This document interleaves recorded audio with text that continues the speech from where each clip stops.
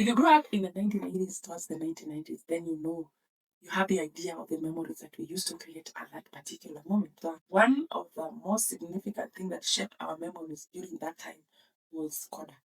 So Kodak was officially known as the Eastman Kodak Company, and the company became a revolution of photography. What do I mean? It was just not into professional art, but it came up with an analogy to make sure that this company is accessible to the family unit and in the family activities. So there was this iconic camera that was called the Brown. We used to make fond memories of our birthdays, our weddings, our quiet moments with family, our special event moments. And this spec became a version for accessibility and it became more of a democratized design. So if we bring parallels into how I was being in my upbringing on the slopes of the mountain gone. So picture a vast land with fertile farmlands and families are riding as stewards of tea, coffee, and maize harvest. So life under the slopes of the Mount Elgon was more of teamwork, more of being resourceful, more of respecting nature. And mornings were defining moments because you'll be waking up with the fresh mountain air and the sight of these snow-capped peaks glowing like a sacred beacon.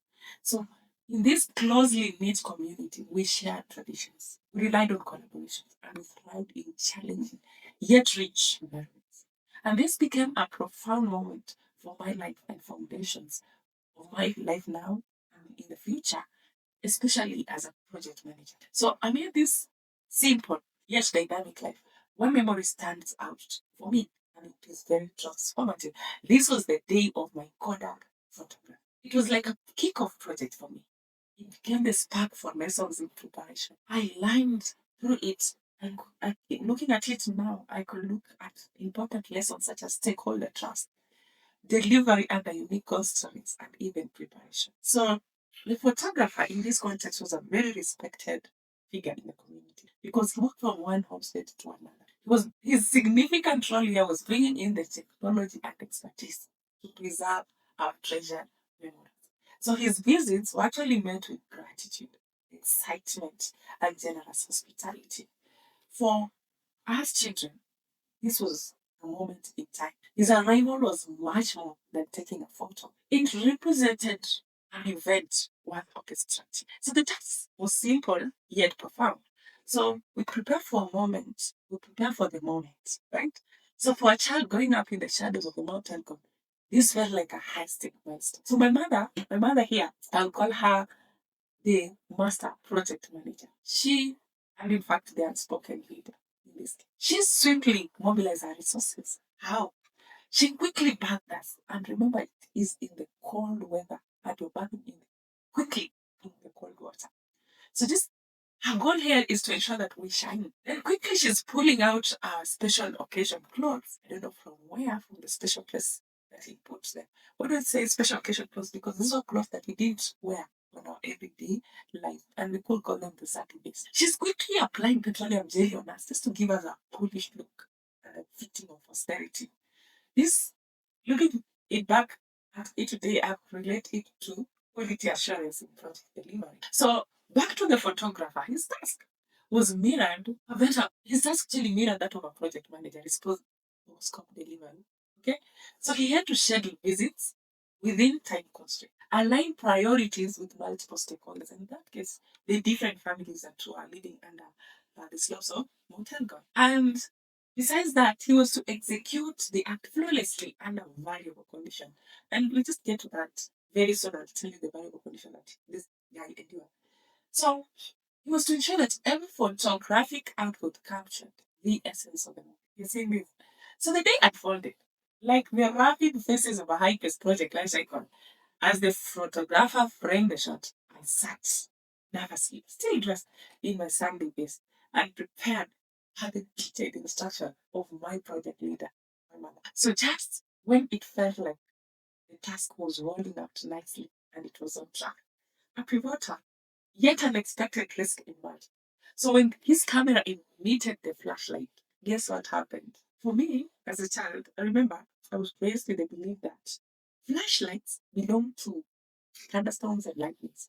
So this moment activated in me a flight or fight response. I was terrified. Once it felt like being captured under lightning. So I vaulted off from my standstill post mid session. And this presented a risk because it could have derailed the project. But the photographer adapted quickly, seamlessly. He managed the unforeseen constraint with expertise and quick reflex. So what did he do?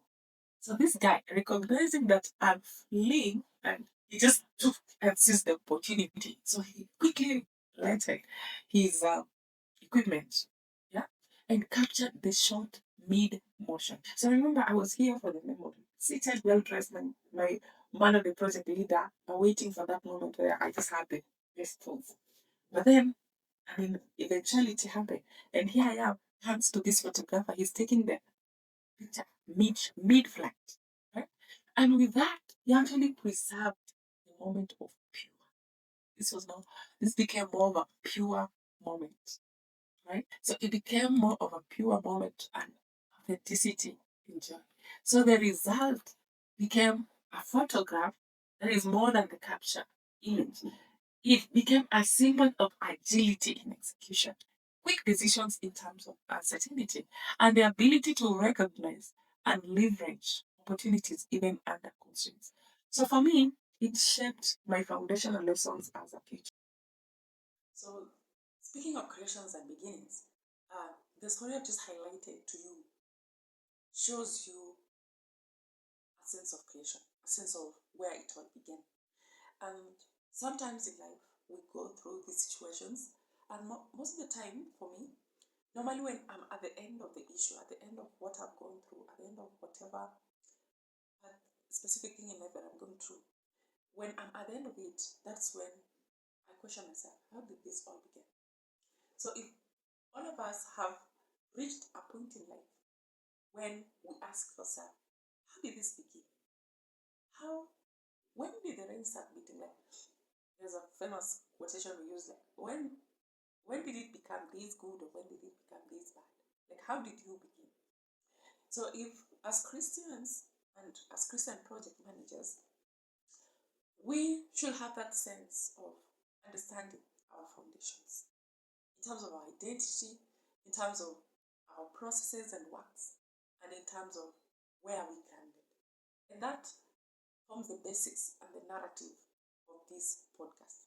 Okay, so I have attached to you the creation story in form of a visual. So that In the beginning, God created the heavens and the earth. Now the earth was formless and empty. Darkness was over the surface of the deep, and the Spirit of God was hovering over the waters. And God said, "Let there be light." And there was light. God saw that the light was good, and he separated the light from the darkness. He called the light day, and the darkness he called night. And there was evening, and there was morning, the first day. And God said, "Let there be a vault between the waters, to separate water from water." So God made the vault and separated the water under the vault from the water above it. God called the vault sky. And there was evening, and there was morning, the second day. And God said, "Let the water teem with living creatures, and let birds fly above the earth across the vault of the sky." So God created the great creatures of the sea, and every living thing that moves in the waters, according to their kinds, and every winged bird according to its kind. And God saw that it was good. God blessed them and said, "Be fruitful, and increase in number. Fill the seas, and let the birds increase on the earth." And there was evening, and there was morning, the fifth day. And God said, "Let the land produce living creatures according to their kinds, the livestock, the creatures that move along the ground, and the wild animals, each according to its kind." And it was so. God made the wild animals according to their kinds, the livestock according to their kinds, and all the creatures that move along the ground according to their kinds. And God saw that it was good. Then God said, "Let us make mankind in our image, in our likeness, so that they may rule over the fish in the sea, the birds in the sky, the livestock, and all the wild animals, and over all the creatures that move along the ground." So God created mankind in his own image. In the image of God he created them. Male and female he created them. God blessed them and said, "Be fruitful and increase in number. Fill the earth and subdue it. Rule over the fish in the sea, the birds in the sky, and every living creature that moves on the ground." Then God said, "I give you every seed-bearing plant on the face of the whole earth, and every tree that has fruit with seed in it. They will be yours for food." And to all the beasts of the earth, all the birds in the sky, and all the creatures that move along the ground, everything that has the breath of life in it, I give every green plant for food. And it was so. God saw all that he had made, and it was very good.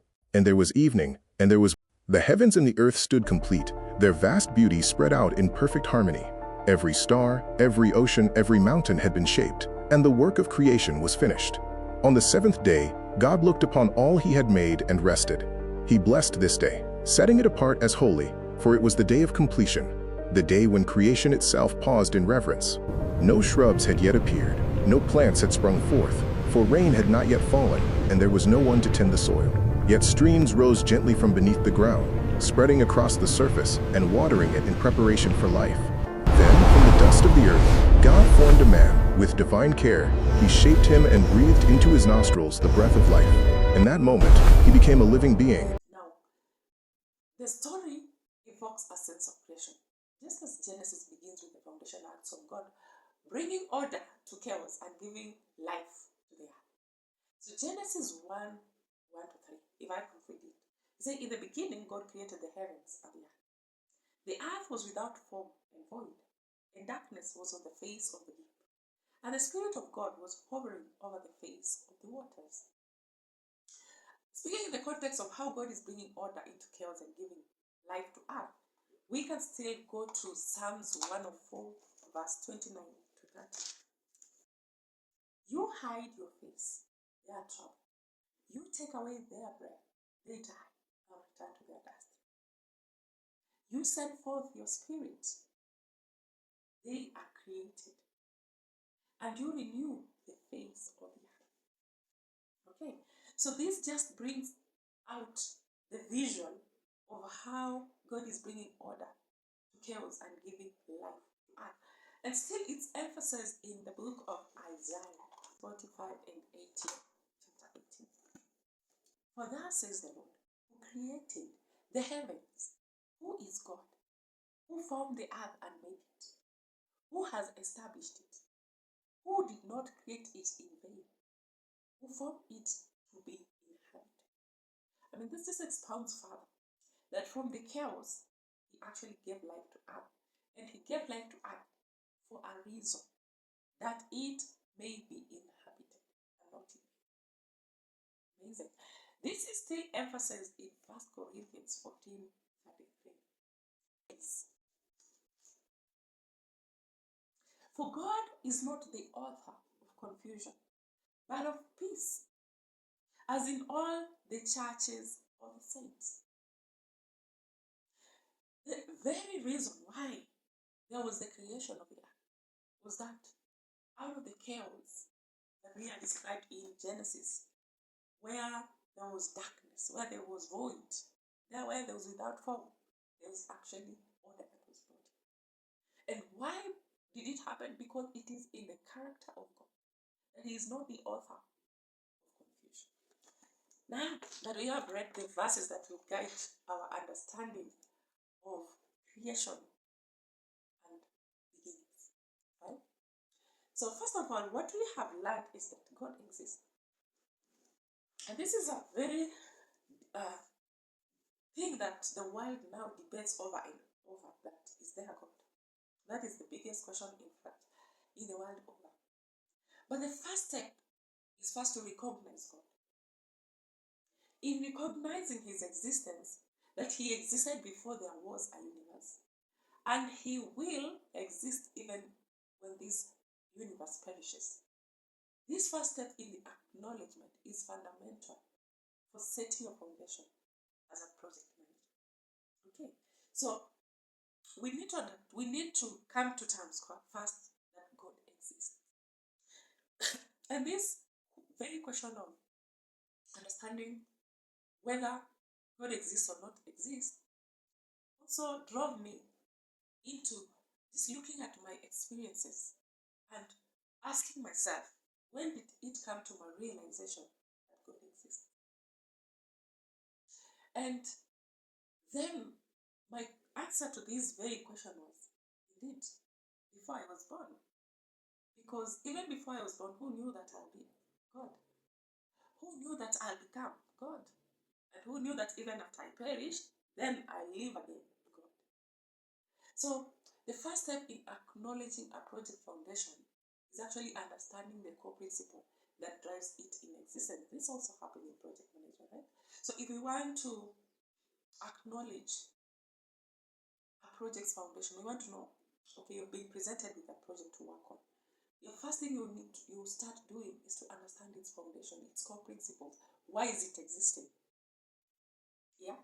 And this is also fundamental to Christianity because just as God exists, yeah, as the ultimate constant before the creation of the universe and after its ends, our project success begins with the existence of a solid vision and a guiding force. Okay, you understand that? So let's just bring it to my Kodak first Kodak image story. The photographer in our case was present to set things in motion. So before the memorable picture was taken, the impact of his work remained long after the image was, even after the, it remained even when the image was captured. So even after his departure, the legacy of his contribution was evident. And this is a testament to enduring influence when you lay out plans and a purposeful mission. Okay. So what I'm saying is that God created there. Yeah. He is the overarching project manager of the act. And why do we say that? We are saying that because we understand the principle of projects is that when you're starting something impactful, something that has that has significant importance in your life, what you normally do as a human being, because you're created, remember you're created in the nature of God. So what you normally do is that you lay out a plan or you have a vision of how it will be. So for my case, when the photographer was taking the image, yeah, his influence was before he came, he knew he's coming from household to household, asking if we want to take a image, a photograph. Yeah? And it didn't matter whether we said yes or no. What mattered was that if we said yes, he already had the vision and the plan of how he will do it. So even after his departure, even after he's gone, the second picture and gone. Remember the photograph for us during those times in the 1980s could take like 1 week. They would say they're going to now bring out the photo. They'll be taken to the filming house and that is they bring out the photo and that process took like a week. So even after his departure, we knew that he's gonna bring out the picture. So as we have said, the principle of project management is that we lay out the foundation. We need to understand the principles. How will this project unravel? And what God did here was to prove that indeed He existed even before the creation of the earth, because He is the mastermind of the project plan, the mastermind of the purposeful vision for man. Understand?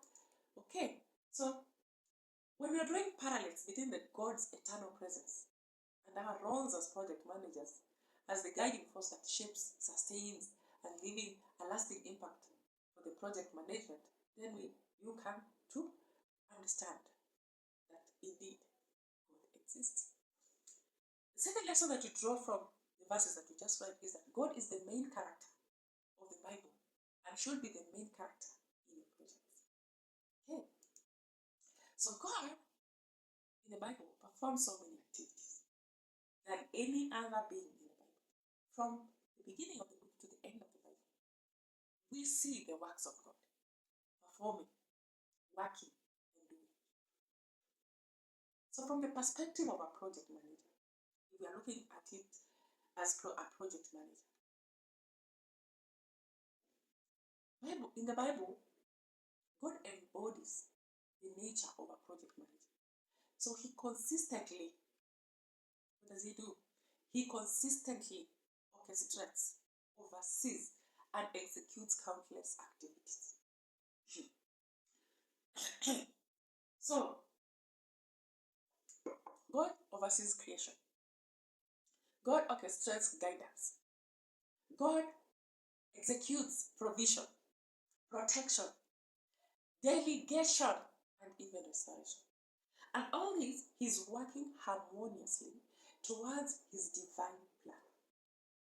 So his overtaking presence ensures that every detail, from the smallest to the grandest, aligns with the ultimate purpose. So even when his work often operates behind the scenes or beyond human understanding, he's working. So similarly, when we look at our Kodak memory example, my mother played the role of a project manager. Okay?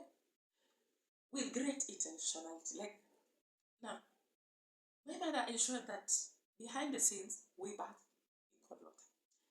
He made sure that we had the best clothes. He made sure that our skin was glowing and we were ready for posterity of the photo. And when you look into this story, Genesis unraveling, we see God's work in the Bible. We see the activities of God, right? We see the activities of God in terms of whether they are, and most of the time they go unseen or unnoticed in the moment. Like until you sit deeply and wake up in the morning, that's why the Bible says that look at the birds in the air and the crops in the field. They neither do what? Gather nor put in bags. But yet the Lord provides for them. I mean, sometimes these things, we may be so engaged in our things and the things that are going through our mind, the projects, are complexities, that we fail to see the unseen power that is working behind the project.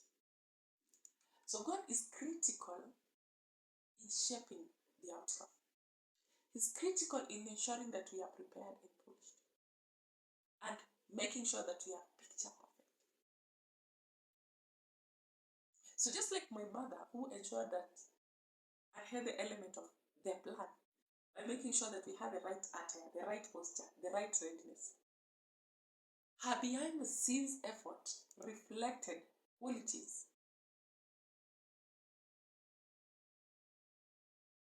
of a project manager.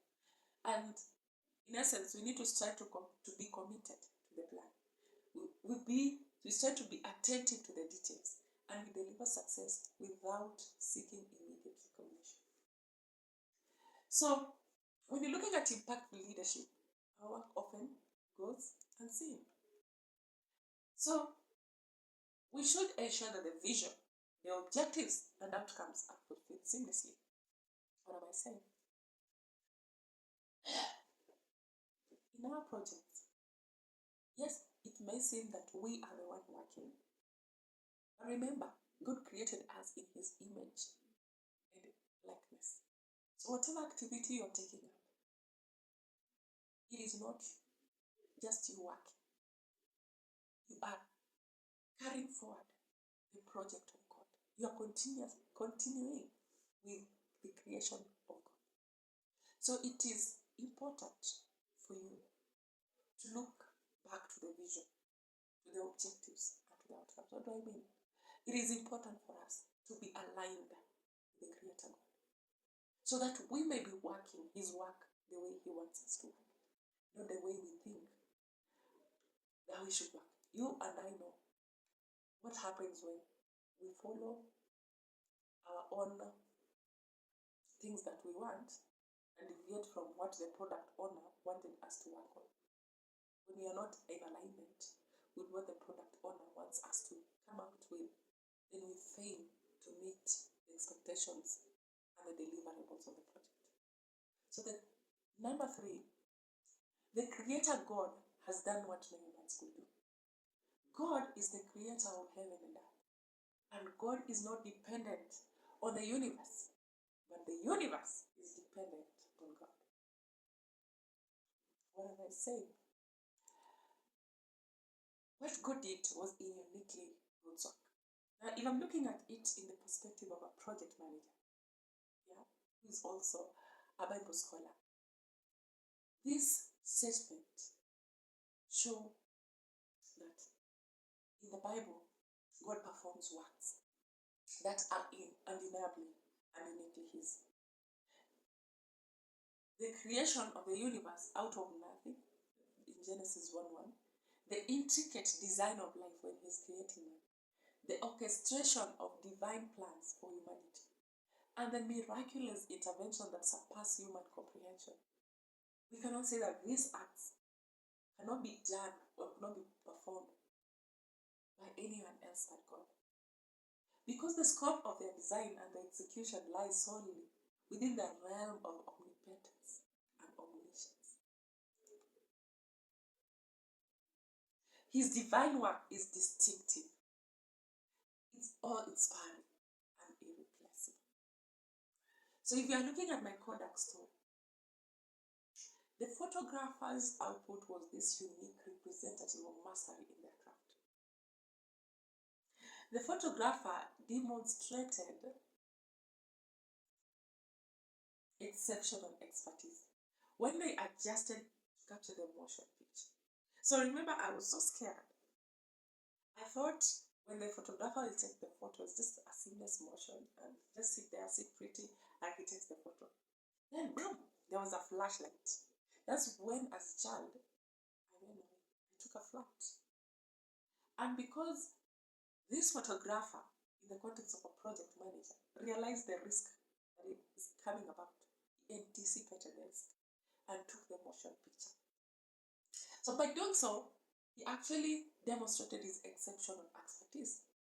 This act required his unique skill set, adaptability to the situation, and the vision to transform fleeting moments into enduring moments. So these adjustments were not just a technical action, it was artistic, reimagining an execution that created something one of a kind. So I want to remind us that God is still working through us. He speaks to the value of specialized work that defines leadership and vision. So there are moments when an exceptional professional, in God's sense, creates something truly transformative, a product or outcome that stands apart because of their unique input, adaptability, and mastery. Hence, you bring out distinctive, that's why you're bringing out distinctive expertise to a project. You're inspiring teams to collaborate and deliver results that actually bear their signature of excellence and uniqueness. Right? So now, lastly, I want to say that much like God bringing light upon darkness, Genesis 1:3, God says, "Let there be light." The photographer brought out the flashlight. He brought focus. Like, what is happening here is that God is bringing in focus and clarity to your moments. He is transforming your fleeting interaction into preserved memories. So He is capturing the moment and in bringing both structure, beauty, and purposes from the raw elements around us. So when you're looking at my narrative, the Kodak memory, there were the elements of cleaning, dressing, and shining for the photo. Like we had to be very smart for the photo. So if you look at this critically, you can analogously compare this to human preparation in terms of embracing divine creation. So just as God prepared the earth to be a place of suitable for life in Genesis 1:2-10, He expects of us to meticulously prepare and meticulously be ready for honor moments and bring out the beauty, the order that is in it.